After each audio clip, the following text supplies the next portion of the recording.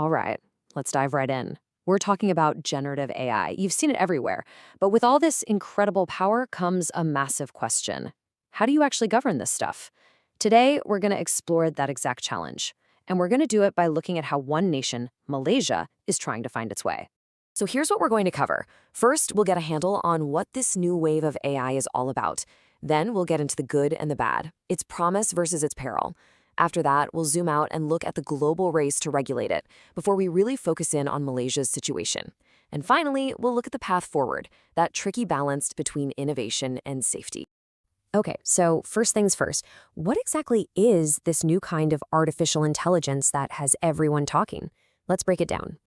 The big idea here is actually pretty simple, but it's profound. Unlike older AI that just followed a set of rules, generative AI creates. It learns by spotting patterns in huge amounts of data, and then it uses that knowledge to make totally new human-like stuff. Text, images, even music. That creative spark is what makes it such a game changer. And believe me, this isn't some far-off sci-fi concept. It is already baked into our everyday lives. You know those customer service bots you chat with? Or personalized learning tools that adapt to students? It's helping doctors and bankers sort through complex info, and it's completely changing how we create content. It's here right now. But here's the catch. For all its mind-blowing potential, this technology has a really serious dark side. It is a classic double-edged sword. And you can see that conflict right here.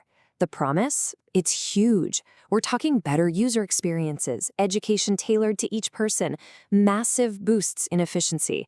But the peril is just as big. Think about the rapid spread of misinformation, AI that inherits our own biases, and of course, the risk of major privacy breaches. You know, these risks aren't just hypotheticals. Researchers are pointing to a really big problem they call hallucinations. That's just a fancy term for when an AI confidently, makes stuff up and passes it off as fact. You combine that with data privacy concerns, and you can see why getting some rules in place is becoming a huge global priority. Which brings us to the bigger picture. With stakes this high, you've got nations all over the world scrambling to write the rulebook for AI. And as you're about to see, not everyone agrees on how to do it. We're basically seeing three different philosophies emerge. In one corner, you've got the European Union. They're being very proactive, sorting AI into risk levels to protect people's rights with their big AI Act. Then you have the United States, which is taking a much more hands-off or laissez-faire approach, kind of letting the industry lead and relying on things like ethical codes. And then there's China, which is creating specific, targeted rules for different sectors, like healthcare or finance, which gives them tight control. So everyone sees the need for rules, but they have very different ideas about what those rules should look like. Okay, so let's bring it all back home.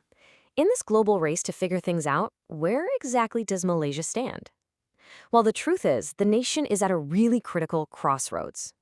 And it all boils down to one central urgent question. Are Malaysia's laws, as they exist today, actually ready for the AI revolution? The answer, from what researchers are saying, is pretty straightforward, and it's a firm no.